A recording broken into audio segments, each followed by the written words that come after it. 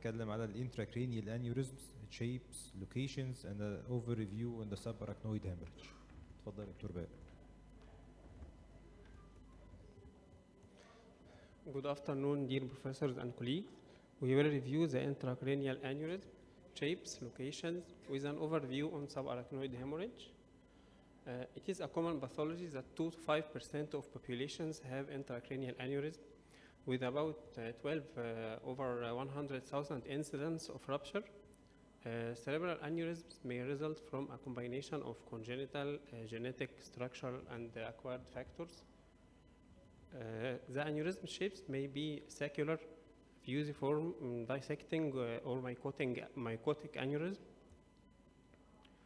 The most common type is the circular aneurysm that appears mainly at bifurcational points, showing characteristic neck and dome. The neck may be narrow neck or wide neck that will differ in the management. Circular aneurysms are more prone to rupture than other aneurysmal shapes. The second most common shape is the fusiform aneurysm, in which there is abnormal segmental ectasia and irregular dilatation of the artery. It can be treated by either destructive intervention through parent artery occlusion or constructive intervention using flow diverter or stent-assisted coiling.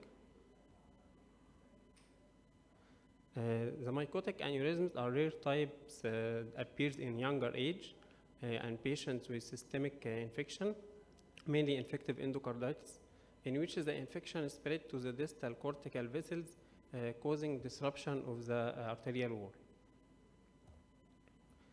Blister aneurysms are very small aneurysms, less than 6 millimeter with wide neck, can be missed by CT angiography. Digital subtraction angiography with 3D angiography has high sensitivity in detecting blister aneurysm, which show rapid change in size during follow-up angiogram. Also, traumatic aneurysms are not common intracranial and usually dissecting with irregular configuration. Locations of aneurysm. The most common location of the intracranial aneurysm is at the anterior communicating artery, which represents about 35%. Next, followed by ICA termination and PECOM aneurysm, representing 30 to 35%. Then the MCA bifurcation, representing 20%. At the posterior circulation, the most common site is the basilar tip, representing 5%, followed by posterior cerebral artery and pica aneurysm. In case of aneurysmal rupture, the patient presents with subarachnoid hemorrhage, which is extraaxial intracranial hemorrhage, with the blood seen in the subarachnoid space between the pia and the arachnoid mater. In general, the most common cause of subarachnoid hemorrhage is traumatic, yet the most common cause of spontaneous subarachnoid hemorrhage is aneurysmal rupture, representing about 85%, followed by perimesencephalic hemorrhage, in which there is blood seen in the basal cisterns and usually resolves spontaneously. Other causes include amyloid angiopathy, vasculitis, and drug-induced. Presentations of patients with subarachnoid hemorrhage is variable according to the amount of blood in subarachnoid space, starting from mild or severe thunderclap headache associated with fever or vomiting, and in more severe cases, patients presents with seizures or disturbed conscious level. Patients with subarachnoid hemorrhage complaining of symptoms of oculomotor nerve palsy, like ptosis, diplopia, and dilated reactive pupil, could suggest PECOM artery aneurysm.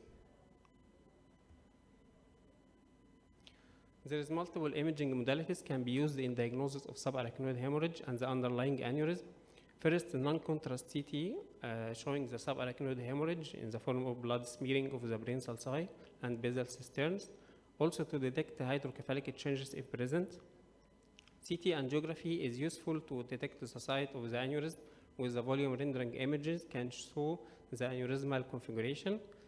MRA can be used in selected patients with high serum create. Yet the gold standard remains the imaging modality is the digital subtraction angiography, which shows precisely the site, size, the shape of the aneurysm, and can clearly visualize the aneurysmal sac and neck, to plan the strategy of treatment. Either it will be simple coiling or balloon-assisted coiling or flow diverter. In cases of negative CT brain with highly clinically suspected subarachnoid hemorrhage, lumbar puncture can be done to detect small amount of blood in CSF, and it is positive in about 3% of suspected cases with negative CT brain. Some ECG changes can be seen in patients with subarachnoid hemorrhage as QT elevation, Q waves, dysrhythmias, and ST elevation mimicking myocardial infarction. Multiple classifications are used to assess subarachnoid hemorrhage, either clinically as Glasgow coma scale and Hunt-Hess grading system, or radiologically as modified Fisher scale. Vasograde scale is used to combine clinical and radiological data to assess patients with subarachnoid hemorrhage. Modified Fisher scale can predict risk of delayed cerebral ischemia. It classifies subarachnoid hemorrhage into 5 scale, starting from 0 with no subarachnoid hemorrhage or intraventricular hemorrhage, with 0 risk of delayed cerebral ischemia.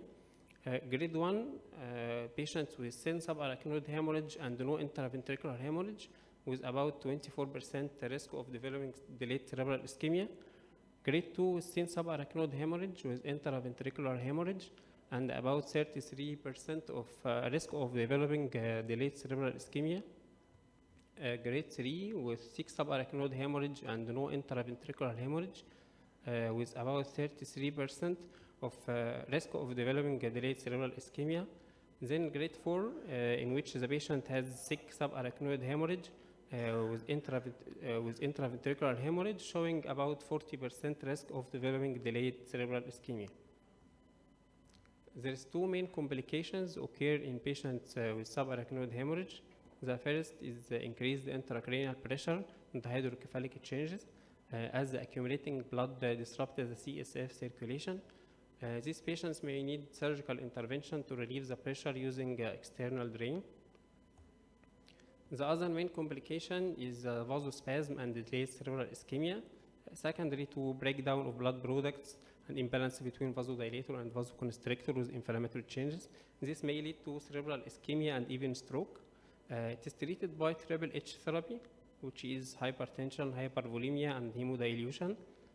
We use calcium channel blockers, nimodipine, as oral tablets. It may be used intravenous infusion, and in more severe and resistant cases, being injected intraarterial castrum.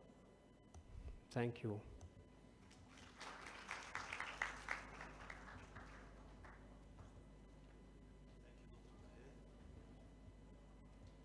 Dr. Baha, for a very interesting lecture. I think we should postpone the questions after the session for the sake of time. Now I'd like to present my dear friend, Dr. Hossam